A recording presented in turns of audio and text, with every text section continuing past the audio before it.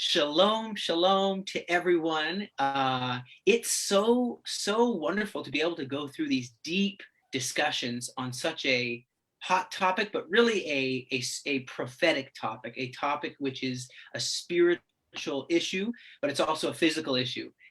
It could be a political issue, it could be a military issue, but most of all, it's an issue in the heart of God, and it's an issue in the Word. And so I'm so glad to be able to go on multiple levels and discuss with such a dear friend of mine, Andre, who we've been friends for many years since childhood. And to the first one was amazing. I guess we've got hundreds and hundreds of people that really stayed with us and asked the questions. And now for part two, I'm so glad that we're jumping right into this. And everyone who's on there, feel free to ask questions. Go ahead and write them in the comments, and we'll try to get to those questions. And we tried our best last time, you saw. So welcome to Andre, a Galilean, another Galilean like me.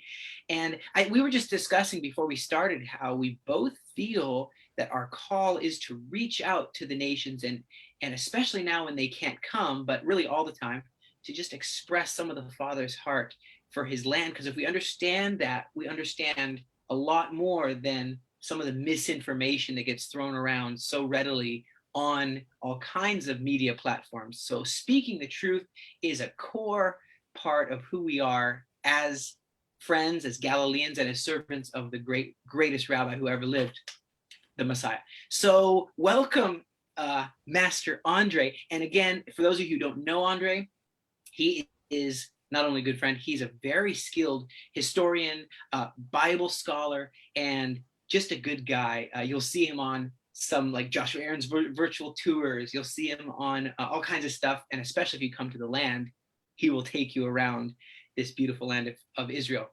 So I understand you're going to be discussing today our capital in a deeper aspect. And so feel free. The stage is yours, Andre.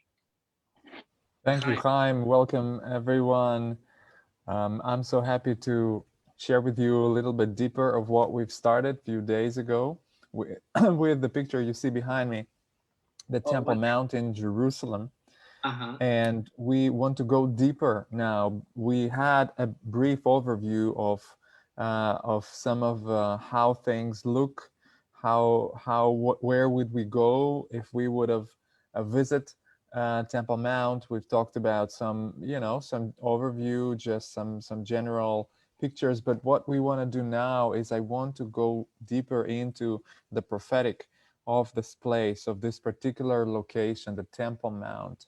The Temple Mount, what is it there? How does the Bible sees it throughout the times into the future, and what is going to happen just through looking into the biblical scriptures? I'm not giving much here of opinions.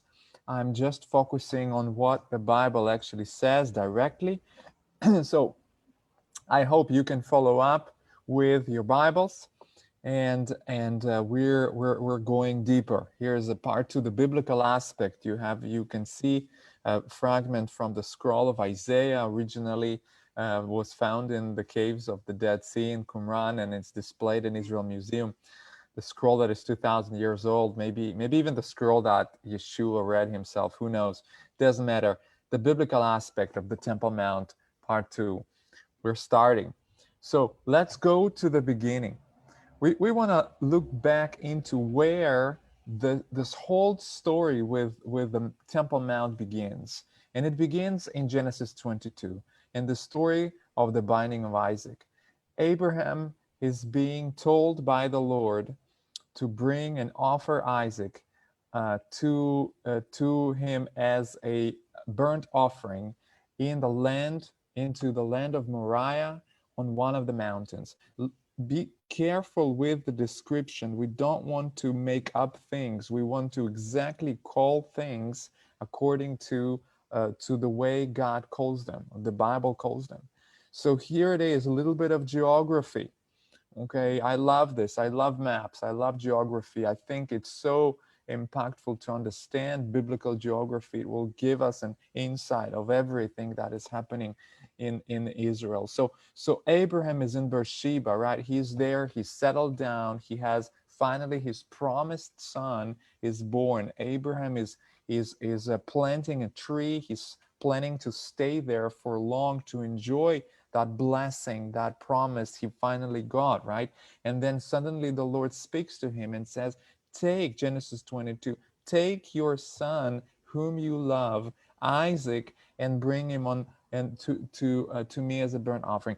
Abraham is obeying blindly that act of faith that later on mentioned also in the New Testament, that was an amazing act of faith. Because of that act of faith, we are here, all of us together, believing in the Lord because of that act. Anyhow, Beersheba is in the south of Israel. So he makes his journey from Beersheba, from the south, and he goes for 3 days. That's about 3-day journey. If you walk with a donkey, with a few servants, and a son, who, by the way, was not a little baby. I have to emphasize it. According to the rabbis, and many know, the rabbis speak of Isaac being a grown man, maybe in his early 30s. Okay, and that's very often the word used there in Genesis, na'ar, or lad in English. It was speaking about unmarried grown man. Okay, so even if you can argue that, definitely we're speaking of Isaac not as a 6, 7, 8, 10-year-old boy. We see him in his, let's say, between his 20s and his 30s, something like that. Just, let's look at him as in this picture, not a little baby, somebody who understood what's happening and who had to willingly do it and agree to follow his crazy, so to speak, father who's gonna lay him on the altar. He had a part to play. He had to surrender to the father, to do the will of his father. This is all parallel about Yeshua's, of course, sacrifice. I'm not going there. I just want to show you what's happening. So Abraham walks for 3 days. Then they reach this ridge. You see where this red arrow is. This ridge is on the south of Jerusalem. Okay, we call him Abraham Ridge. This ridge called, because when you reach that place, from there you can see for the first time this little hill. And the Bible, Genesis 22, calls it the place. The place. He calls it 3 times, 4 times. He says the place, not calling it Mount Moriah. You see, the land, the word Mount Moriah is a very later name for the place, but it was the land of Moriah. And in the land of Moriah, there was one particular mountain that God had pointed out. Abraham said the place. So what does it mean? We have to look into the Hebrew, understand. So what does Moriah means? Moriah. The Lord is my teacher, more, sheli Moriah, my more, my teacher is Yahweh, Lord. Okay, Lord is my teacher. But from that same word, more, we have the word that we says Torah. Torah, the Torah, okay, the law. Of course, law is not a right translation. It absolutely doesn't. You lose the whole point of the word Torah, okay, if you translate it as a law. But the word Torah is simply translates as the way. Okay, he's showing the way. Who is the one who is more? The teacher. The teacher is the one who is showing the way. Okay, he's pointing to more. More is the one who is pointing towards something. Okay, that this is the meaning of it. So Abraham is following to the land that God is showing him. He's pointing out to him into a particular place. The Lord is my teacher. The Lord is my guide. The Lord is the one who is showing me. That is why at the end of the chapter, I'm going a little bit ahead of me, but anyway, at the end of the chapter 22, after Abraham's obedience, it says that on the mountain of the Lord it shall be what? Provided, right? Yira'eh in Hebrew, using same exactly root, which means it will be shown, it will be seen, it will be displayed, not only taken care of or provided. That's all into to understanding the purposes of God from Abraham, showing that that place will be a place where will be provided, number one, the atonement, Yeshua, the Messiah comes. Okay, number two, there will be provided salvation for the world, and there will be provided also a restoration of the world. I mean, and this is something we're going to touch on today. From the beginning, Abraham is just begins to walk on top the promises. He begins to journey. He begins that journey of faith to the promises of God for complete restoration, right? So this is the place. You can see the topography of it. There's a northern section of it. There's a southern section, this little part here. This is the journey that he walked down into the valley. By the way, this valley called the Kedron Valley. He walked down into the Kedron here. The Kedron Valley is the valley of the shadow of death. That's the word. That's what it means in Hebrew. Kedron, Koder.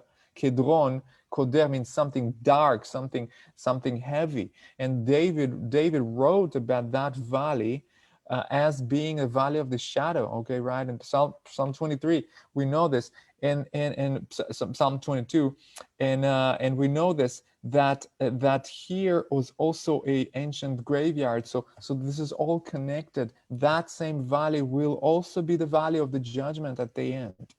Okay, the valley of Jehoshaphat, the valley of decision, it's this valley. So Abraham goes from the top, walks down into the valley with heaviness of his going to sacrifice his son, is bringing him up, then journey up to the top, and something is happening in the top. And Abraham actually is declaring of his faithfulness to the Lord. So this is the roots. We're beginning to kind of uncover, touch those roots of this place that God began to show. So the focus of the world, we've said it last time. Remember, we said the world is focused on this place, on that very location, not just Israel, but that particular little spot, okay? 20 soccer fields. That's what the world is focused on. Just like here, Genesis 22, it will be shown, it will be seen. Okay, everybody focusing on it, what is going to be going on there. Let's move on chronologically. What's happening later on? Oh, just before, go ahead, really. yeah. Oh, is that the beautiful thing about this story, which with Abraham and Isaac, found in Genesis 22 verse 8, that someone was bringing up, is that Abraham answered and says, God himself will provide the lamb for the burnt offering, my son. And the two of them went on together to Jerusalem, to the Temple Mount, to Mount Moriah. But the lamb, a lot of people overlook that he says unless he's very confused, a ram was what was caught in the thicket by its horns, not a little innocent lamb, or whatever. So that's why it's interesting that the question is, where is the lamb that God will provide here?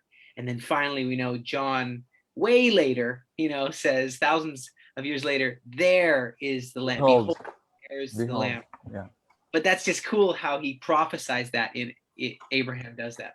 Yeah, we can spend a whole hour just talking about Genesis 22 and more. It's just so rich. I just want to leave it to you, but I wanted to show you the journey. Okay, you can see on the map the journey that Abraham goes with his son, and then the prophetic destiny begins to come to light, really, here, of that place he prepared. Now, if we look farther on, what happens? The Exodus of Egypt. The tribes begin to get their inheritance. Okay, Joshua 19 description, all of it. You can see the tribes, and then you think of Jerusalem. When we talk about Jerusalem, let me pull back a moment. Here's Jerusalem, that little mountain, that place. This is ancient Jerusalem. Okay, this is the Jerusalem of the tribes and of David. Only later, way later, Jerusalem kind of expands into this upper section here and here and here. But this is the heart, the root of Jerusalem. Okay, just so we understand. So when Benjamin gets his inheritance, the Jerusalem falls into the inheritance of Benjamin. People don't know it. They think Jerusalem, the city of the great king, the line of the tribe of Judah. Where's Jerusalem? Judah. No, Jerusalem is not in Judah.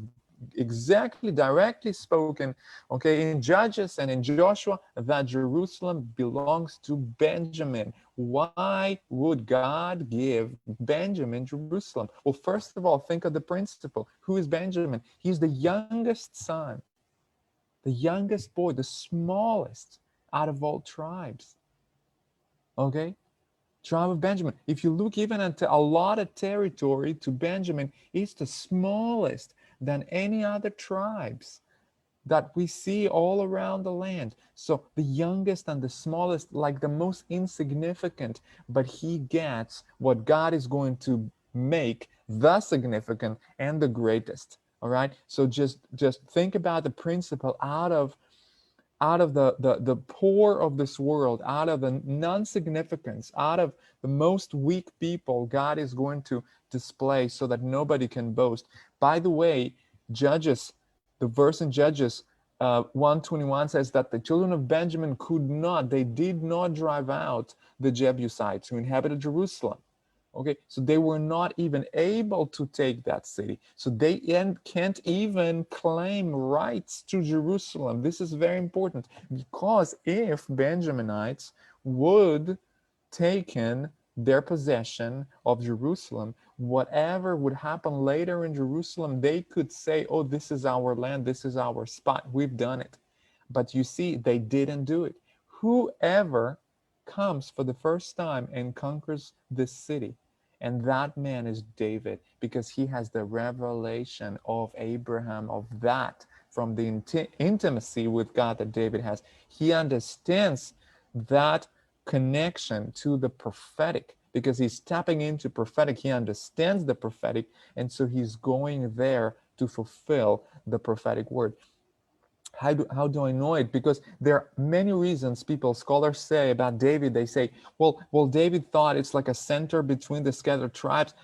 Please, give me a break. That's absolutely doesn't make any sense. It's not a center of the tribes. The center of the tribes, David was a king in Hebron for 7 years. Okay, he could be a king of Samaria, which is exactly right in the middle, where the capital used to be, in Shiloh and the whole area. I mean, that's the center. Jerusalem is not a center. It's not on the main highway. It's not on the main trade route. It's actually right in the midst of the valleys. It's just insignificant place. Okay, and but he comes there because there's a revelation. Okay, and he is going to be the one who's going to take Jerusalem for the first time, and he does it. He fulfills that word, that promise, and he conquers Jebus. And he conquers, here's Jebusite city again. You can see it. David is conquering the Jebusite city, makes it the city of David. That is the city of David. Okay, approximately over 3,000 years ago. This is David comes, takes Jerusalem. But what about Mount Moriah? How does the Mount Moriah, or the issue of Moriah, comes back into the story? You have to open and read 2 Samuel 24. 2 Samuel 24 is a phenomenal chapter. It's the last chapter in 2 Samuel. And it speaks of the golden age of David, right? He's victorious. He has many lands, right? He's, a lot of warriors. And then it says this, it's very interesting. It says God was planning to bring judgment over Israel because Israel turned away from God, and David kind of fell into that trap, really. But of course God was behind the scenes. But David is asking to number the people, and he asks the generals, go number the people, and they go and do that. And you know the story, and you can follow up in 2 Samuel 24. But they bring the account to David, and it was sin before God. So David asks forgiveness, and God sends David's a prophet to come to David and give him 3 options. Remember that? So option number 1 would be 7 years of famine in the land. So God says, David, choose your punishment, okay, for what you've done. 7 years of famine, 3 months of running from your enemies. David, you're going to be overtaken by your enemies for 3 months. You'll be running away. And option number 3, there's going to be a 3-day plague from the Lord. And David says, well, my heart is burdened, it's difficult, but I'm I'm making a decision to fall into the hands of God because he's merciful. I know God is merciful, so I'd rather fall into his hands because I know that he's being merciful. And so there is a plague coming on Israel from the north to the south as they went to count the people from Dan to Beersheba, the whole land. So there's a plague goes on, and people are dying, hundreds and thousands, with 70,000 or something like that. Hundreds or tens of thousands are dying out of plague. And then there is this moment when the angel of the Lord, who's killing, who's bringing the plague, who's killing the people, he comes, remember, from north to south, right? From Dan to Beersheba, from the north to the south. So he's going from the north and continues on, and then he reaches Jerusalem, and he is on the upper ground looking down. That's what the Bible says. He looked on the city of Jerusalem, the beloved city, and God has mercy, and God says to the angel of death, of that destroyer, says, enough, stop. He says, it's done, it's finished. I mean, think about that term. It's just phenomenal. You think of terminology. God says to the angel, it's enough. And so the judgment stops. And the moment the judgment stops, the angel is standing on a piece of ground. And that piece of ground was called a threshing floor of Araunah the Jebusite.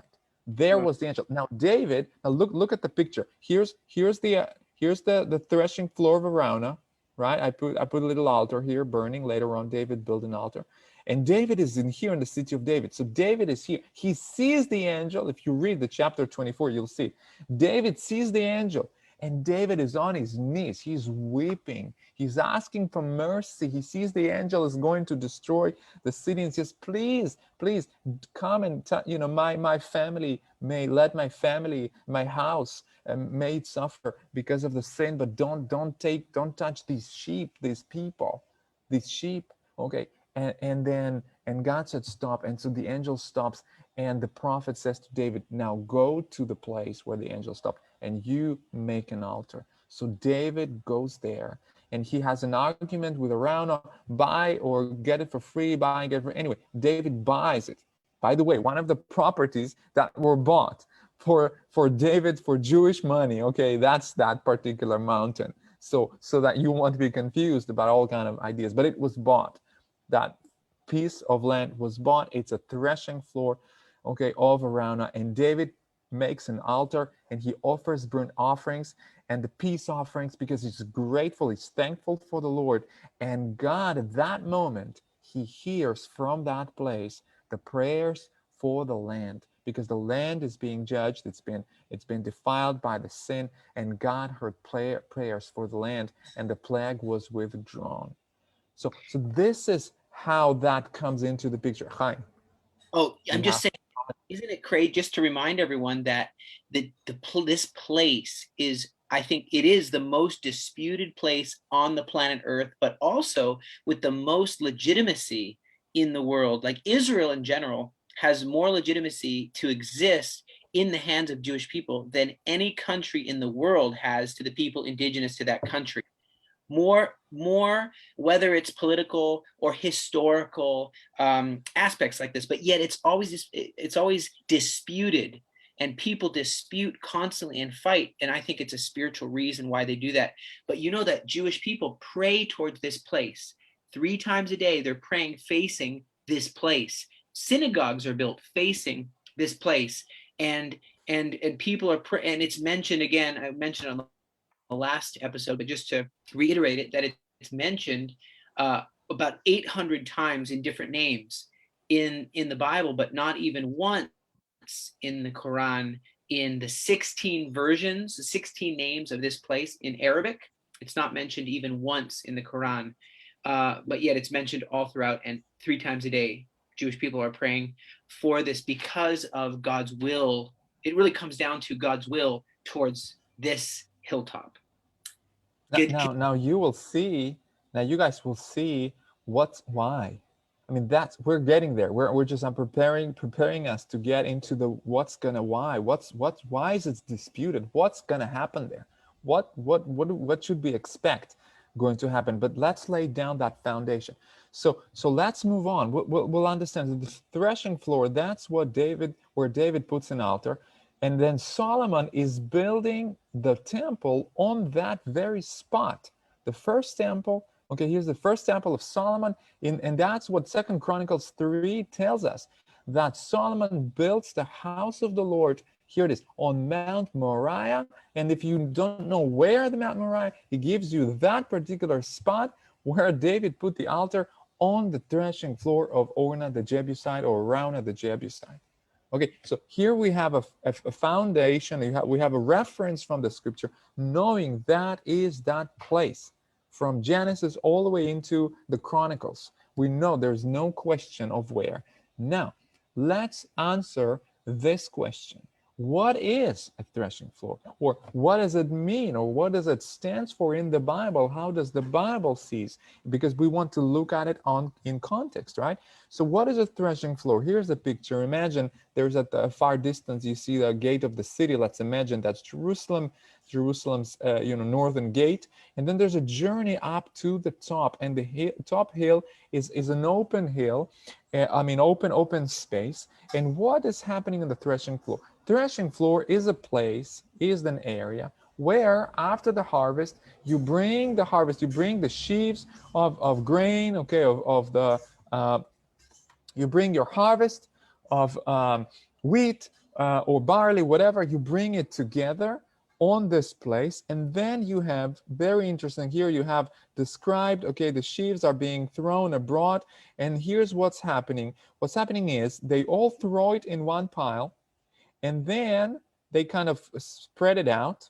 And then you have these 2 oxen, or 1 oxen, depends on the size. And then you have these sledge. It's called the threshing sledge. And that sledge is like a piece of wood connected to the oxen. At the bottom, it has these sharp rocks that they would install inside of the sledge. And so when the oxen pull that sledge on top of this floor with all the sheaves there, what happens? It begins to crush those pieces of grain, those sheaves, those whatever barley or wheat, begins to crush them. And so they go around and around and around and around, and there's this mess of separating the grain and the chaff, right? And then what happens after they made this whole mess? I mean, imagine everything is all around, there's a mess, pieces of that flying up and down, and then what they do is they put the sledge aside, and then the workers, you see, they have these forks. So then they have the fork, with the winnowing fork, the fork that they kind of bring it all into one pile. And then after that, what happens is they have this fork and they begin to put it into the pile, begin to throw it up in the air. And the threshing floor has to be higher level, higher elevation, where the wind is. So when you throw this garbage, everything you throw into the air, the wind begins to blow and take all the chaff, all the light stuff out. And whatever is left is the grains. And so this is the place where you separate the grains and everything else. And the garbage throws and being burnt, and the grains are stable. That is how threshing floor works. Okay, threshing floor works like that. So when you come there and you get there in that place, imagine you're all going to be dirty with all the pieces. I mean, it's going to be itchy, all of it. This is what it is. And that is also a celebration, because you actually going to have the grains, you're going to have the bread. So what does the Bible refer to a threshing floor, especially if we want to get the context here? Okay, so here is a prophecy that John the Baptist speaks about Yeshua, about the Messiah. And look what he says when he comes to baptize and to reveal him into his ministry. He says, I baptize you, speaks to the people, in water to repentance. He who is coming after me is mightier than I, whose sandals I'm not worthy to carry. He will baptize you with the Holy Spirit and fire. Listen carefully. His winnowing fork is in his hand, and he will clean what? Remember, his threshing floor, and gather his wheat into barn, but the chaff he will burn with unquenchable fire. This is very interesting prophecy. However, if you look farther on into the Gospels, and you get to the end of the Gospels where Yeshua begins to speak a parable about his return, he speaks of something really interesting.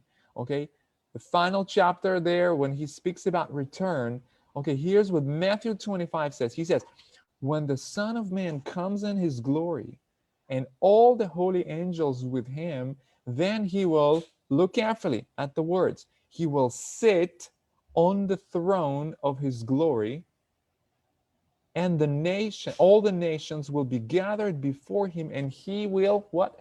Separate them from one another, as shepherds divides his sheep from goats. Can you see the parallel? There is a threshing floor that God has chosen, where the judgment had stopped of the angel, a place that he has promised to be the throne of the glory of the Son of Man. So when he comes back, I mean, you can imagine, and I want you to imagine it, him coming back, Yeshua is coming back in the clouds, and he is coming back to a geographical location.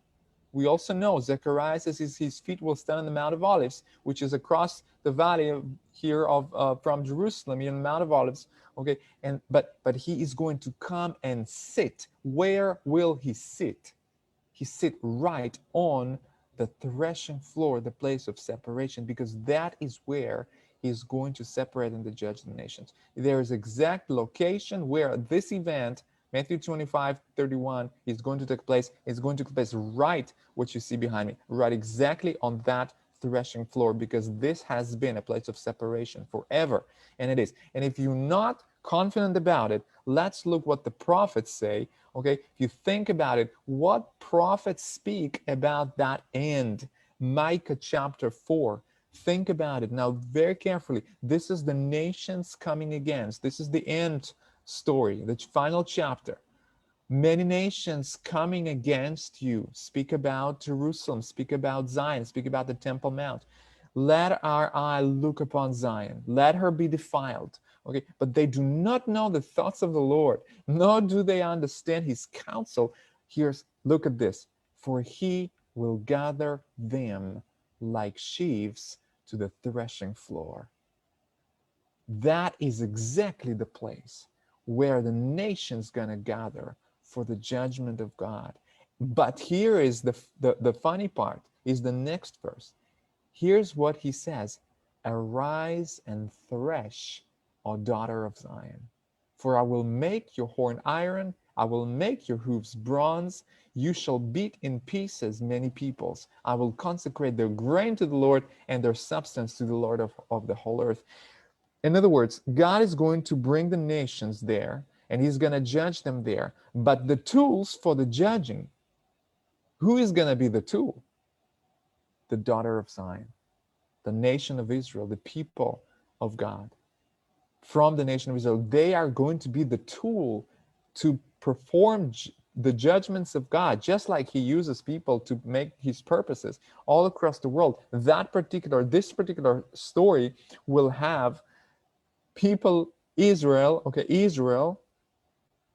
is going to be used by God to perform judgment to the nations. Where is going to happen? Right behind me on that spot. This is the threshing floor. Okay, this is phenomenal. And then we just look, and we're in awe of thinking, wait a minute, we didn't know how it's going to look like. This is how exactly it's going to look like. Now if we are not sure still how this is going to take place, okay, I want to touch on one other image that we know about that place, the Temple Mount and Jerusalem back in the day. And that image, that man is Melchizedek. The Melchizedek, okay, Genesis 18, he says, the king of Salem, or Shalem, Yerushalayim. Shalem means peace, okay? Shalem, Yerushalayim, Jerusalem means a city of peace. There's many names. I don't even want to get into this. It's another subject. But anyhow, Melchizedek, he brings out to Abraham when he comes back after defeating the four kings, right, and releasing Lot, his nephew, he comes back, and Melchizedek, king of Salem, brings out bread and wine, such an image of Messiah. Where is he doing it? In Jerusalem. This is going to be restored. And he, Melchizedek, was a priest of God Most High. The priesthood of Melchizedek that doesn't have any information about who he is, but just makes a comment that he is a priest of the God Most High. He's a prophetically showing what is going to happen. Of course, Yeshua gave his body and his blood, the bread and wine, the communion, the first communion ever, is being prophetically declared by Melchizedek. Now, Psalm 110 says, the Lord has sworn and will not relent. You are, speaking of Yeshua, priest forever according to the order of Melchizedek. Now, how do we know that that is the place where Melchizedek lived? Because Psalm 76 says, in Salem also is his tabernacle and his dwelling place in Zion. Zion and Salem are the same thing, the same place. You cannot be a mistake, you cannot be mistaken, but you can exactly know that Salem is Mount Moriah. That is the place, because the tabernacle was built on the Mount Moriah, right? Are you with me? So you have to see that all of them are one place. Okay, you have Mount Moriah, okay, you have you have Zion, and you have Salem, because that is the three into the fullness. I mean, it's like three together in fullness, right? This reminds you of something, right? But that is the three into the fullness of one in that place. So here is, I'm going to finish with a verse here in Hebrews, that part, when Paul writes, well, many people, the writer of Hebrews, whoever that could be, maybe Paul, maybe somebody else, for this Melchizedek, king of Salem, priest of the Most High God, who met Abraham returning from the slaughter of the kings and blessed him, to whom also Abraham gave the 10th part of all, first being translated king of righteousness, and then also king of Salem and king of peace, without father, without mother, without genealogy, having neither beginning of days nor the end of life, but made like the Son of God, remains a priest continually. Why is it so important for us, especially when I speak to those of you, you don't have a Jewish blood you're not Jewish by blood, okay? So one of the nations, but here is the amazing news for the nations in this verse in Hebrews. And the news is this, that the priesthood of Messiah is the priesthood according to the order of Melchizedek. What does that mean? It means that the priesthood that was set according to Aaron was a temporary priesthood that was meant to pass away. The whole issue of the priesthood, the way the temple was, the way the tabernacle was, all of it was a shadow, okay? It was a temporary shadow into something greater that is coming with Messiah. And therefore, if Messiah is not called according to Aaron's priesthood, it means that the Aaron's priesthood, the priesthood of the Old Testament, is finished. And there's a new priesthood that is coming, the priesthood of Messiah, the priesthood of Melchizedek, who was not a Jew, but was a priest of God Most High. That is why Revelation calls everybody kings and priests to our God in the book of Revelation. Okay, this is our destiny as the people of God, to become priests of God, of the Almighty God, together with Messiah. Okay, so this is about joining into that calling, that identity. The first time ever mentioned is this on this mountain.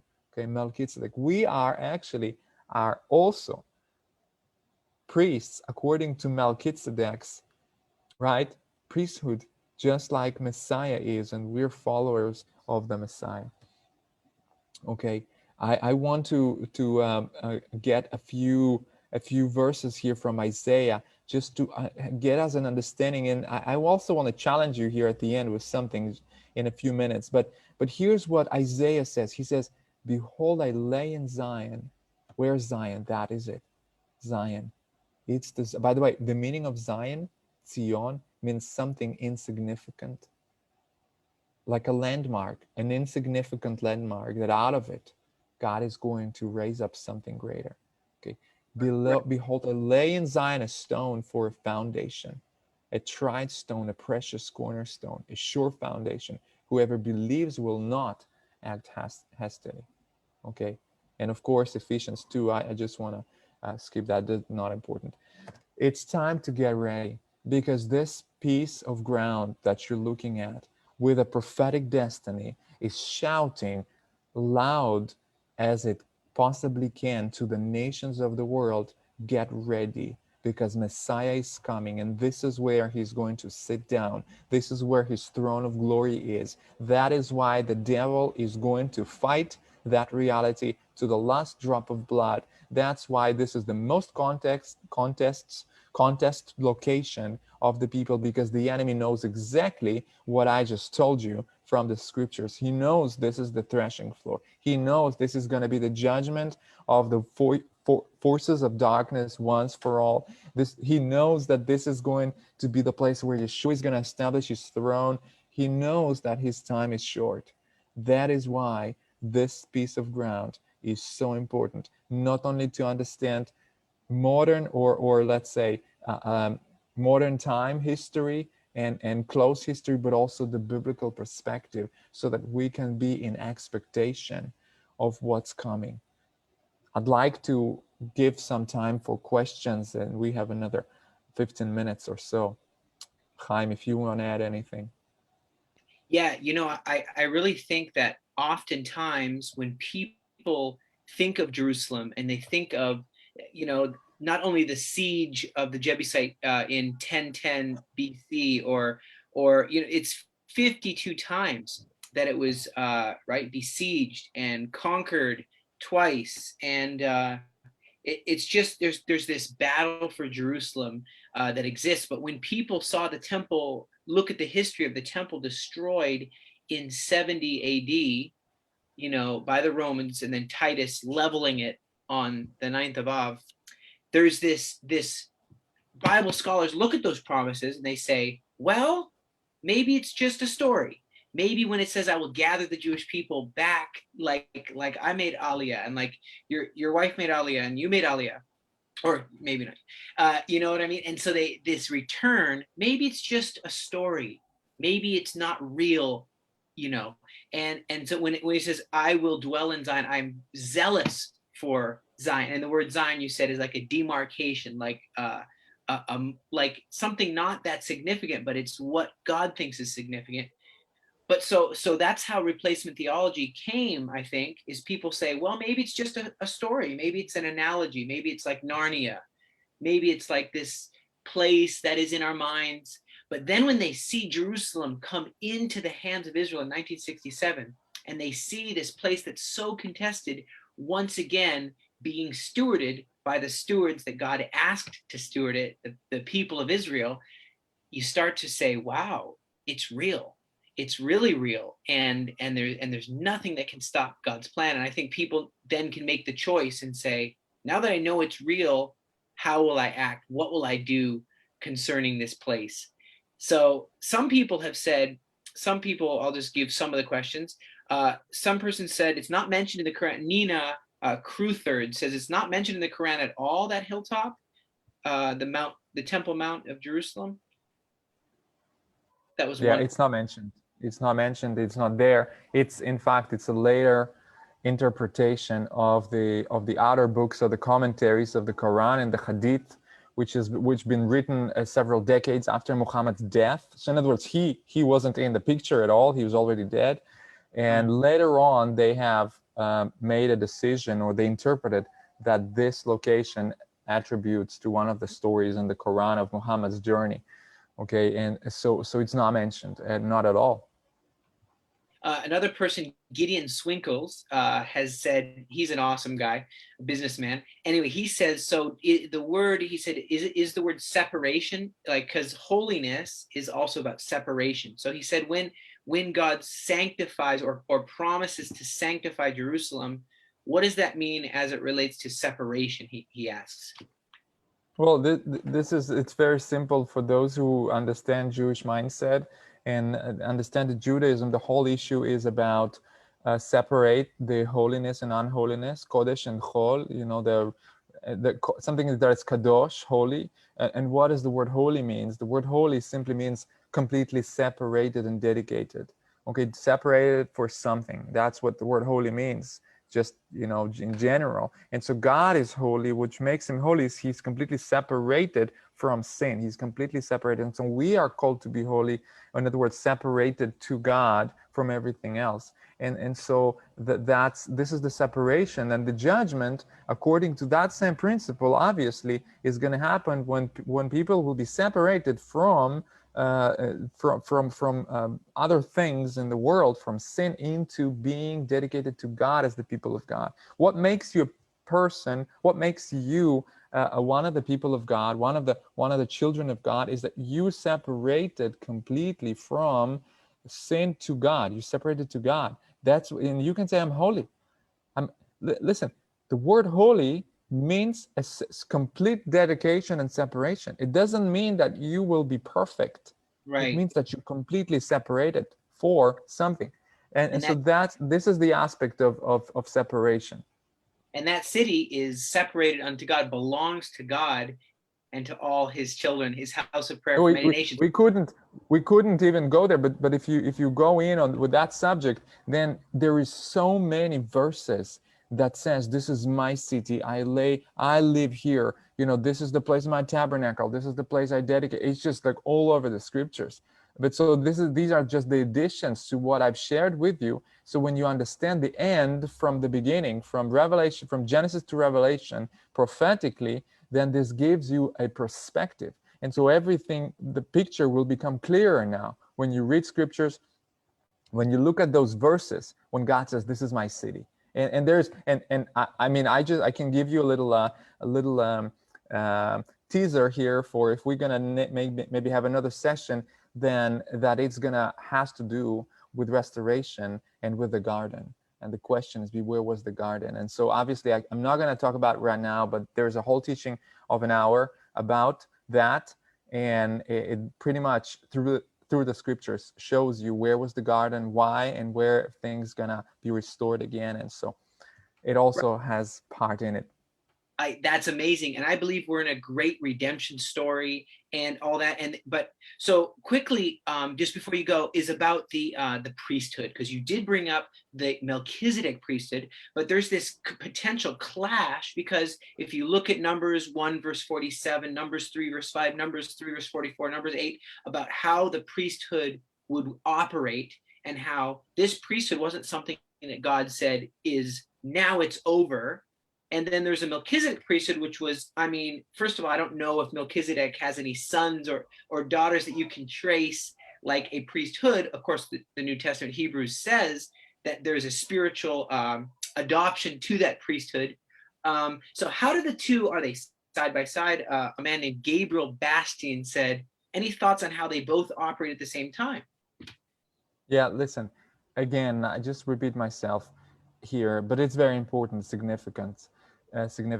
When Abraham, okay, let me ask you let me bring you a story to answer this question. When it speaks about Abraham, it says that Abraham has been faithful in obeying every commandment and all the laws of God. What law? The Torah was not even given.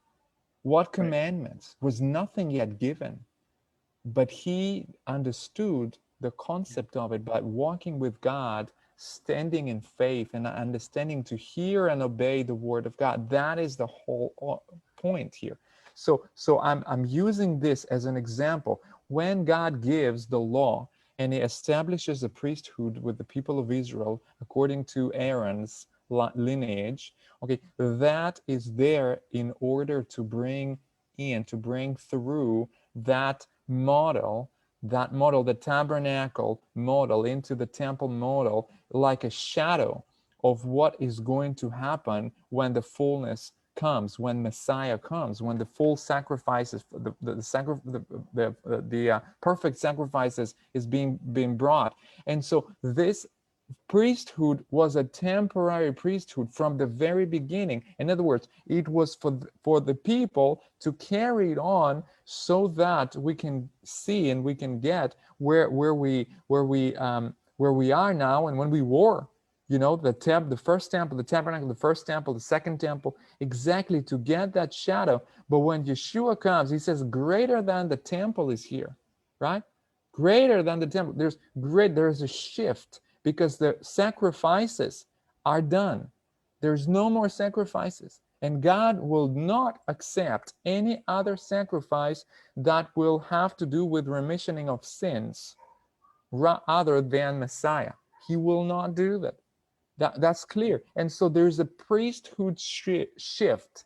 The priesthood is being shifted, and that is why the priesthood of Aaron was there to model how we can be later on, all of us can be in obedience to our great high priest, Messiah, and to obey his voice and to offer up sacrifices of worship to him. You see, that is, you couldn't understand what you should live like if you would not have the model throughout hundreds of years of the Jewish people, which God had chosen them for that very purpose. Right. I hope that answers the question. It does. One of the ways I think of it, and I guess we have to wrap up now, but one of the ways that I think of it is like Legos. This is very strange, but you have a little Lego house, a little Lego people, and that is like an image of a real house, which is way bigger than a Lego house, and real people, which are way more expressive and intricate than a Lego person. But you almost have, because we're in this world, and when Moses was on top of Mount Sinai, he says, make a shekel according to what you see in the, according to what I show you, make a shekel. And I don't know if this is exactly what he saw, but he saw something in another dimension. And even the priesthood is a shadow of something, which is a greater priesthood. I sometimes call the Melchizedek priesthood the daddy priesthood, the one that was around before and the one that will stay forever, even when the Legos are deconstructed. And that's what we need to all be part of. And that's one that no matter what person, what ethnicity, what country they're from, they can all be part of this great family of faith. And it's exciting, especially in this time of redemption. Oh, last thought. If in Matthew 25, when it talks about the nations that you said are sheep nations and those nations that are goat nations on the left side, wow, imagine right now. What if right now is the time of choosing if the nation's going to be a goat nation or sheep nation? What if this very broadcast is part of helping people to choose? Because in so much as we've done it unto the least of these, Yeshua's family, his bloodline, they've done it unto Yeshua. And people are choosing to be anti-Semitic. People are choosing to do violence in the campuses. People are choosing to do things against Israel and for no reason persecute again Israel. And back in the Middle Ages, the biggest thing people had was the faith, their faith, the synagogue. So the synagogues were burned and attacked. Then you have later on, you have the aristocracy, people had businesses. Those were attacked and burned. Now we have a nation, and that is attacked and destroyed and burned with actual fire and rockets. So it's like every generation, people can choose to go against, which is really a siding with the goats, with the devil, or they can side with the good shepherd who has a good blessing, because in you, Abraham, all of the families of the earth will be blessed. Remember this, guys. Israel as a nation is not holy. Okay, it's absolutely not holy. It's unholy. We have an unholy government. We have all kind of garbage going on. I mean, it's just a lot of stuff, and we will give an account to God for our nation and for what's happening in our nation, what our leaders are doing. So this is very important. We're not saying that Israel is holy. We're saying that a separation between the goats and sheep is going to be according to relation of those nations to the Jewish people, period. That's the context of that story. And it's very important to do that. So this is so vital to put us into a position where we say, Lord, where are these people? What are you showing me to do regarding these people, your people? Because it's going to define where I'm going to be part of, what I'm going to be part of. It will define it. I'm not saying it for anybody's benefit. I'm saying it for you and for all of us, because that's what the Bible says. Okay, so this encourage you when you look at the Temple Mount, when you hear about the Temple Mount, you begin to see Yeshua's throne, you begin to see that event, you begin to see the judgment, and you will begin to see the separation and saying, I'm choosing to stand and say, when he says, oh, you blessed of my Father, inherit the kingdom prepared for you from the beginning of the world, because you have done these things. You have visited, you have served, you have blessed, whatever you did, however God leads you to do that. But this is before you and him. We're just here to deliver the message. Many blessings to all of you guys. Yeah, I mean, and the time is running short. About the wheat and the tares are together. When you have the sifting, then you have the chaff blows away and the good kernels stay when the wind blows. And I think it's the time of sifting in the nations, the Amos sifting Absolutely. that it talks about. Amen. Thank you for taking this time yet again, and I'm very much looking forward to the next one. We'll talk about when you want to do that, but everyone's loving this, and everyone who's watching this, feel free to be part of the great redemption, Geulah, be part of what the Redeemer is doing, not only for Israel, but for all the sheep nations, by sharing this and by participating. Find yourself someone who follows the great shepherd, the great Galilean, the great rabbi. Find someone who knows the Messiah, connect with them, and connect with what God's doing in this land. Many blessings and blessings on you. Thank you so much, Andre. Say hello to your Bye, family. everyone. Blessings.